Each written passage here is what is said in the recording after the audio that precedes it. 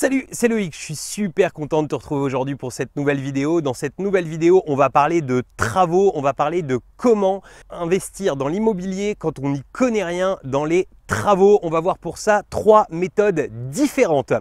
Avant toute chose, je vais t'inviter comme d'habitude à t'abonner à la chaîne. Pour ça, tu as juste besoin de cliquer sur le bouton s'abonner qui apparaît dans la vidéo ou bien en dessous de la vidéo, tu retrouveras un petit bouton s'abonner et puis tu n'oublies pas la petite cloche si tu souhaites être prévenu à chaque fois que je sors une nouvelle vidéo. Voilà, donc on va parler, comme je te disais dans cette vidéo, de travaux immobiliers et d'investissement immobilier à travaux et de comment faire pour investir si on ne maîtrise pas du tout les travaux.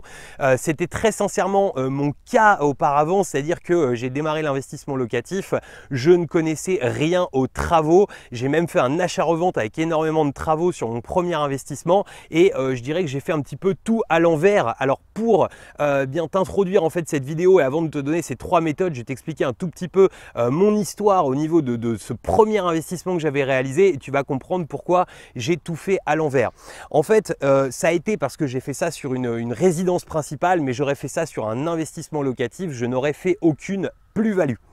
Ce qu'il faut bien comprendre quand tu investis dans l'immobilier et que tu n'es pas sur de la résidence principale, eh bien il y a des taxes à différents niveaux. Ces taxes, c'est comme un petit peu comme au Monopoly, il faut savoir qu'elles existent et il faut savoir jouer avec, mais en réalité, eh bien ça fait partie des règles du jeu. Donc une fois qu'on les maîtrise, on est capable de pouvoir réaliser les choses comme il faut. Mais voilà, moi j'étais sur une résidence principale et du coup j'ignorais complètement que quand on venait te taxer sur ta plus-value, si ça avait été une résidence secondaire notamment, quand on venait de taxer sur ta plus-value, eh bien tout ce que tu avais réalisé comme travaux toi-même, c'est des choses que tu ne pouvais aucunement déduire. C'est-à-dire que si tu veux, si tu as dépensé par exemple 10 000 € de matériel, s'il n'y a pas de main d'œuvre sur les factures, au moment où tu vas te faire taxer sur ta plus-value, tu vas prendre une tartine parce que ces 10 000 € ne pourront pas être déductibles. Voilà, donc ça c'est juste une parenthèse pour que tu aies 2-3 infos là-dessus, mais j'y viendrai plus en détail éventuellement dans une autre vidéo. Si ça t'intéresse que je parle un petit peu plus de fiscalité au niveau des travaux, tu me mets ça dans les commentaires et j'essaierai de faire une vidéo à un moment ou à un autre sur le sujet.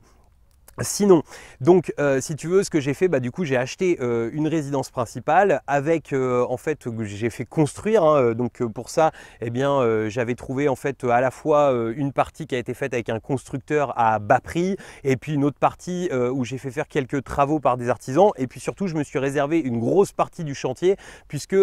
c'était une maison de 100 mètres carrés habitable au sol et qui avait en fait un potentiel de 75 mètres carrés au niveau des combles à aménager. Donc je me suis réservé l'ensemble de ça et si tu veux je ne maîtrisais pas les travaux, c'est-à-dire que j'ai tout appris à ce moment-là. Alors ce que ça m'a permis c'est de comprendre beaucoup de choses au niveau des travaux, mais je peux te dire que j'ai eu des vraies frayeurs et que finalement avec le recul c'était relativement idiot.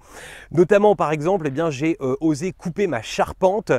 pour ouvrir des Velux dedans et comment j'ai fait ça? J'ai tout simplement regardé une vidéo YouTube qui m'a expliqué comment couper ma charpente pour installer des Velux. Donc voilà, j'avais aucune trouille à l'époque, 23 ans en mode je tape dedans, je vais faire du pognon, je vais faire un bel achat-revente. Donc je me suis posé aucune question. Résultat, j'ai sacrifié quasiment 1 an de ma vie, enfin j'exagère, mais en tout cas j'ai passé tous mes week-ends pendant 1 an de ma vie et puis au final, bon effectivement j'ai pris 30 000 €, mais par rapport au sacrifice que c'était et par rapport aux stratégies qu'on peut avoir pour gagner tout autant sans autant se faire chier pour parler très simplement, je trouve ça relativement idiot. Donc maintenant je vais te donner les 3 stratégies qu'il va falloir que tu adoptes, que tu peux te permettre d'adopter si tu ne maîtrises rien dans les travaux. Je vais t'expliquer donc ces 3 stratégies en détail. La première stratégie, c'est effectivement d'acheter un bien sans travaux. Et oui, effectivement, mais par contre de jouer avec la fiscalité, c'est-à-dire que on entend souvent, tu vois, il y a beaucoup de gens qui disent que la fiscalité, il faut qu'il y ait des travaux pour que la fiscalité soit intéressante lorsque tu fais de l'investissement locatif, mais c'est pas toujours vrai, c'est-à-dire que tu as tout à fait la possibilité de pouvoir notamment faire de la location meublée et par le système d'amortissement que tu vas retrouver sur les locations meublées,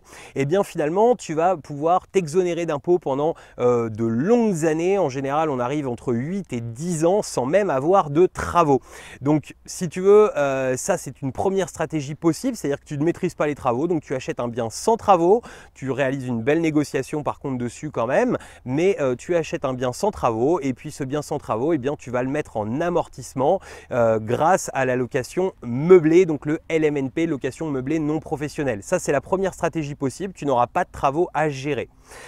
La deuxième stratégie que je vais te conseiller, c'est tout simplement de passer par une SCI à l'IS, c'est-à-dire qu'une SCI, dès l'instant où elle va être à l'impôt sur les sociétés, tu vas bénéficier également de ce système d'amortissement qui vont en fait tout simplement te permettre d'optimiser beaucoup plus fiscalement ton investissement et même s'il n'y a pas de travaux, tu bénéficieras comme en LMNP d'un vrai avantage fiscal. Ensuite, la troisième solution que je vais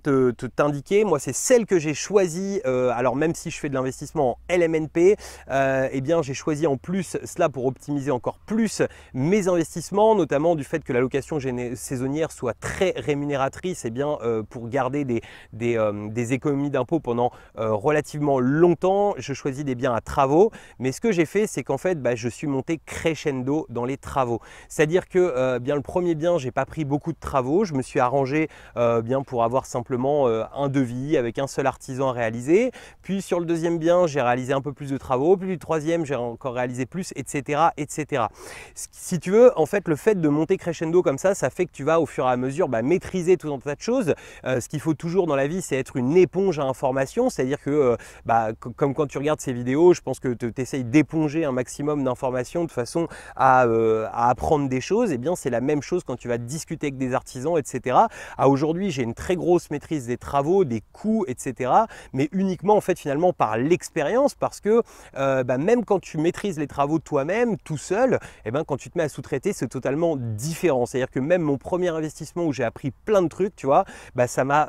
servi que très peu finalement quand je me suis retrouvé à traiter réellement avec des artisans et puis à sous-traiter des travaux. Donc pour cette troisième stratégie, moi ce que je t'invite à faire surtout, c'est toujours de faire au minimum 3 devis si tu n'as pas de connaissances auprès d'artisans, 3 devis au minimum pour pouvoir avoir toujours en fait un vrai comparatif, parce qu'il y a des différences gigantesques entre les artisans et entre ce qu'on va pouvoir te proposer. De relativement faire attention, c'est-à-dire de ne pas hésiter à te faire expliquer les devis, c'est-à-dire que plus on va t'expliquer les devis, plus on va t'expliquer de choses et plus tu vas pouvoir éponger justement ces informations et plus tu vas pouvoir remplir ton cerveau d'informations intéressantes pour ton expérience. Donc surtout, n'hésite pas, je vais dire, à être chiant avec les artisans pour bien comprendre ce qu'ils te proposent. C'est-à-dire que, je vais te prendre un exemple tout con, mais si par exemple on te refait des murs,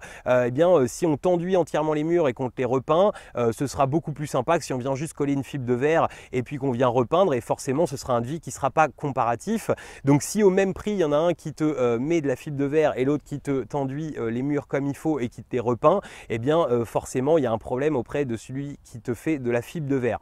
Voilà, et ensuite, eh bien moi je t'invite à ne pas hésiter à négocier les devis, parce que finalement en fait un artisan c'est un commerçant comme un autre, et eh bien si tu ne demandes pas, tu n'auras pas, et puis si tu demandes, tu verras que finalement des fois tu seras agréablement surpris et tu tisseras peut-être même des partenariats avec certains artisans comme tu n'aurais pas imaginé tisser. Donc n'hésite pas également à négocier. Voilà, donc c'était cette vidéo pour pouvoir te donner 3 méthodes pour pouvoir faire de l'investissement quand tu ne maîtrises absolument pas les travaux. J'espère que cette vidéo t'aura plu. Si elle t'a plu, tu mets le pouce bleu. Si tu l'as détesté, tu me mets le pouce rouge. Et puis, je te remets dans l'écran de fin, comme d'hab, à la fois un lien vers les conseils immobiliers, un lien vers le guide de l'investissement qui te permet de pouvoir démarrer des investissements de manière sereine et rentable. Et puis, je te remets aussi un lien pour pouvoir t'abonner à la chaîne. Et je te dis à très bientôt pour une nouvelle vidéo. Ciao!